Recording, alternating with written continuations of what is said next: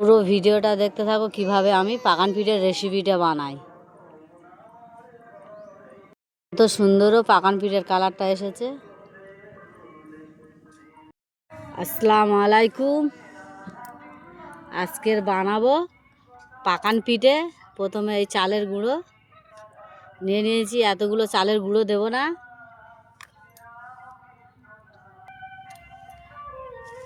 এই এক বাটি নিয়ে নিলাম, এক বাটির একটু কম নিয়েছি।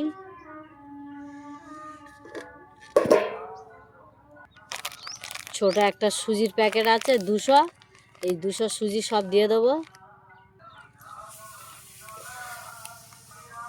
এক বাটি ময়দা নিয়ে নেব, 200 সুজি দিয়ে দিয়েছি, এক বাটি ময়দা দিয়েছি, 2 বাটি চালের গুঁড়োটা দিয়ে দিয়েছি। বাটিটা নিয়ে নিয়েছি, বাটি আমি দিয়ে দেবো কলা।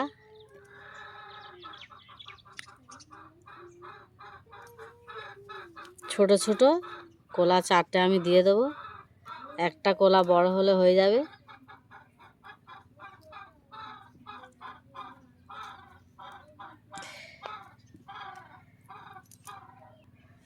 একটা ডিম দিয়ে দেবো,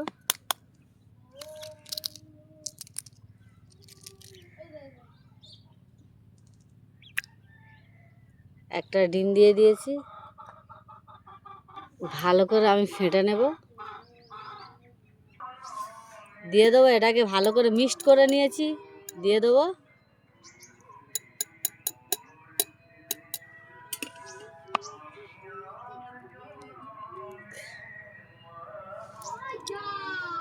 ছোট ছোট দুটো দিয়ে দিয়েছি। এবার মাইক চলতেছে, শোনা যায়। দুটো এলাচ দিয়ে দেবো, এলাচটাকে ফেটিয়ে দিয়ে দিয়েছি। পরিমাণ মতন পানমৌরি দিয়ে দেবো, পরিমাণ মতো লবণ দিয়ে দেবো, এক বাটি ঝোলা গুড় দিয়ে দেবো, খেজুরের গুড়।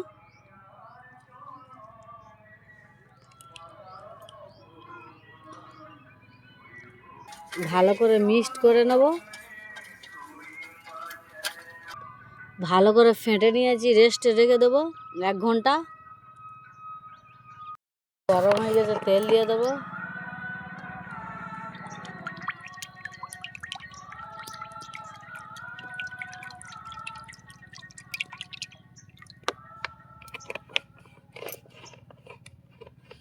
তেলটা গরম হোক। 1 ঘন্টা রেস্টে দিয়ে রেখে দিয়েছিলাম। ব্যাটারটা হবে এইরকমই ঘন, বেশি পাতলা হবে না, এরকমই ঘন হবে। এরকম একটা ছোট ডাবু নিয়ে নিয়েছি, দিয়ে দেবো,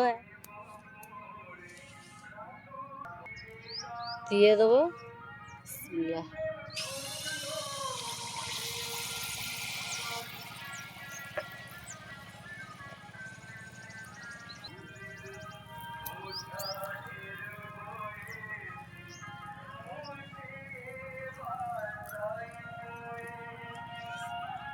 এরকম একটা কাস্তে নিয়েছি, কাস্তে দিয়ে উল্টে দেব,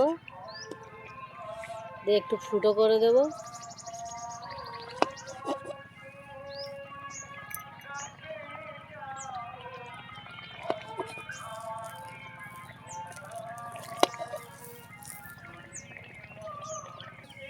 তুলে নেব, হয়ে গেছে।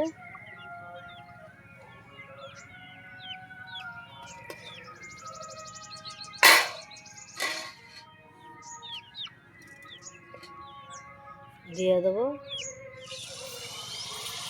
এইভাবে আমি সবগুলো ভেজে নেব।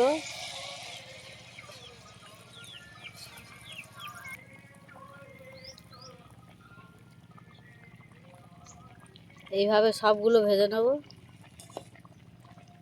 ফুটো করে দেব।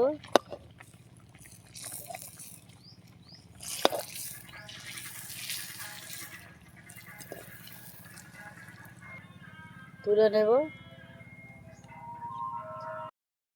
সবগুলো ভাজা কমপ্লিট হয়ে গেছে, এটা লাস্ট।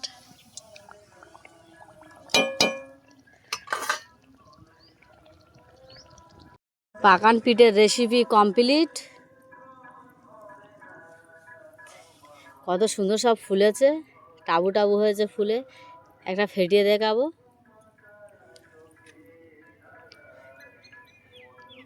ভিতরে একদম ফাঁপা হয়ে গেছে।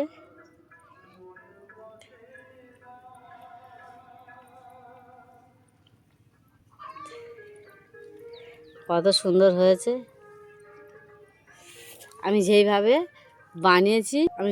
বানিয়েছি ওইভাবে ট্রাই করে দেখো, খেতে খুব দারুণ লাগবে শীতকালের পাকান পিঠে।